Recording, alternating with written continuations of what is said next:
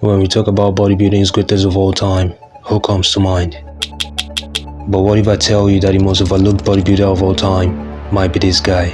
Andreas Munzer from Germany. Yeah, Andreas Munzer weighs 234 pounds. He's 30 years old. He's 5'11" tall, and he has been training for 12 years. In my opinion, I think he was greatly overlooked. His condition was second to none, even with his size. Talking about an athlete who achieved the lowest body fat percentage ever recorded in bodybuilding history. And he is really an animal in the gym. And Andreas Munzer achieved the most shredded physique amongst all elite bodybuilders, attaining close to 0% body fat, and you don't accomplish that without facing a few problems. Some guys do push themselves to the limit, but it's like any sport. I push myself. I fought pretty hard, but as far as the drugs went and like the insulin side and all the other stuff, I didn't go crazy like other guys do. I took diuretics. Just as Munzer was getting ready to get on the biggest bodybuilding stage of his career yet again, something unexpected happens.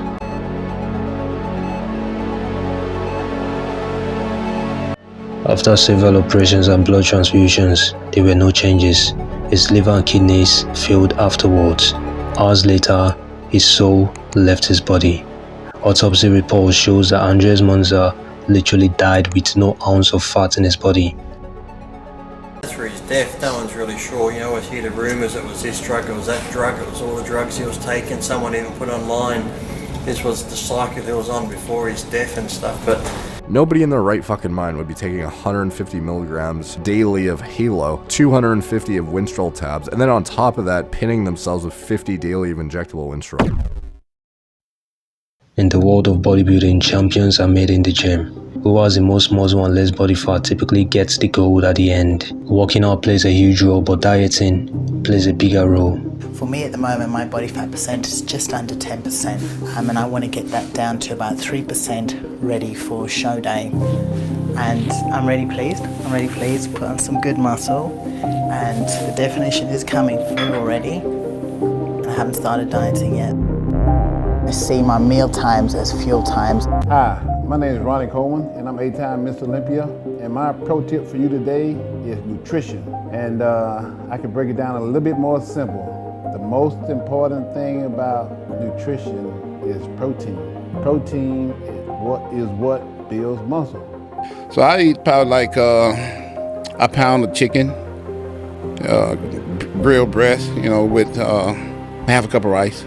I had chicken with rice, steak, potato, and turkey every now and then. First off is my egg whites. I usually get about 2.5 cups. It's roughly around 60, 70 grams of protein. And then for proteins, of course, trifecta meats, chicken, steak, bison. Yeah. A lot of egg whites.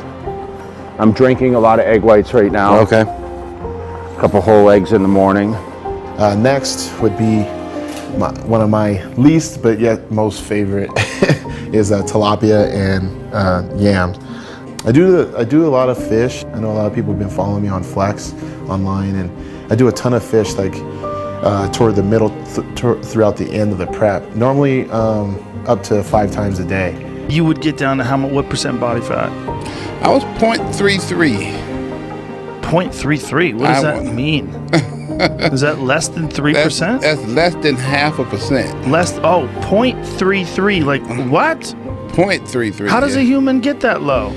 A shredded physique looks good, but the problems that comes with it are terrible. One night in Ohio, a 20-year-old female bodybuilder, Jolie Vans, went to a festival ceremony. After a few hours, she felt ill and decided to go to the hospital. Doctors were concerned about her condition because it seems like she has complications with her heart. In light of this information, her parents traced the illness and thought it might just be due to her lifestyle changes leading up to her bodybuilding competition. Her diet consisted of high protein intake, few carbs, diuretic drugs, and very little water intake. The doctors tried their best to revive her, but it was impossible at this point. Her heart couldn't cope anymore due to dehydration. If you're not familiar with what's going on, there's a girl, 20, we can't even say the age. Yeah, she's 20 years old. Yeah, like a teenager a few months ago. Jolie Vans, 20 years old, bodybuilder, passed away. The story that I've been told And what I heard was that she was using DNP. It's a horrible thing. It like cooks you from the inside. It raises your internal temperature, but it does get you really lean, really fast. But you could also die. Her parents wrote on her Instagram, she was a beautiful person inside and out, and she will be missed every single day. This was sudden and unexpected. By the design of the system in your body that burns anything for fuel, fat is not the ideal fuel source for high-intensity exercise, and you know what is the great evil, the eye of Sauron itself, carbs. Contrary to popular opinion, taking in fatty foods is good for the body. Having a decent amount of body fat is important for the overall function of the body. Fat is the body's energy provider and energy reserve. So let's talk about fat utilization. Let's talk about how fat is converted into energy, which is sometimes also called fat burning. Fat provides energy for doing more exercise. If you go low fat and you're doing fasting, you could potentially make your body a bit too tired and not have the energy to do the exercise. So we need a certain amount of fat. It plays a huge role in digestion and energy metabolism. The problem comes when we store a lot of fat in our system, but the more bigger problem is not having fat at all. We all have an essential amount of body fat in order for our hormones to function. So men have around a 3%, 2 or 3% essential fat, and women it's like 6, 7, 8%. So the first thing we need to know is, what is your body fat percentage? It is simply your body fat in weight, pounds or kilograms or whatever, divided by your total body weight. And so if you take a man who's 200 pounds and has 50 pounds of body fat, he's got 25% body fat, right? Can you actually see the striations of muscle? If the case is yes, it's probably pretty low body fat percentage, right? So I put together this chart here, and what the ACSM basically shows is that the minimum body fat percentage for women is around 10 to 13, and for men is 3%.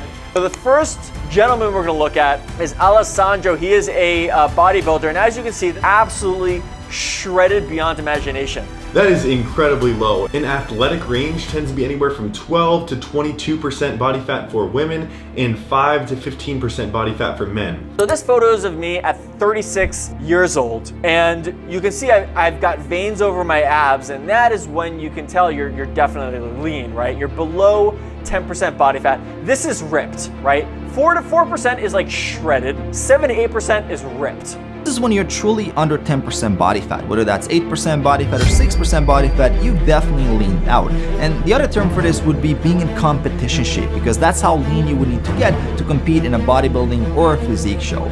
So next up, let's talk about 10 to 12% body fat. As you can see, he doesn't have the same amount of vascularity, and he's probably around 10%. He's definitely lean, of course, you can see his abs, but he's not like ripped. And this is what a lot of men shoot for, right? Which is not completely ripped or shredded, as you've seen. Next up, let's talk about 15% body fat. And this is kind of a standard lean kind of dude on the beach, not super strict, but you know, reasonably fit. As you can see some separation between muscles. You can see his abs. And then the average range tends to be for women around 20 to 34%, or for men around 16 to 26% body fat. Now, this gentleman is 20% body fat. As you can see, not much separation between muscles, really unable to see his abs. He has a little sizable layer of fat over his whole body. He's around 20%. 30% body fat. He's got around a 38, 39 inch waist, maybe even 40, which is abdominal obesity. Bodybuilding is a sport, and sports are meant to be fun and enjoyable.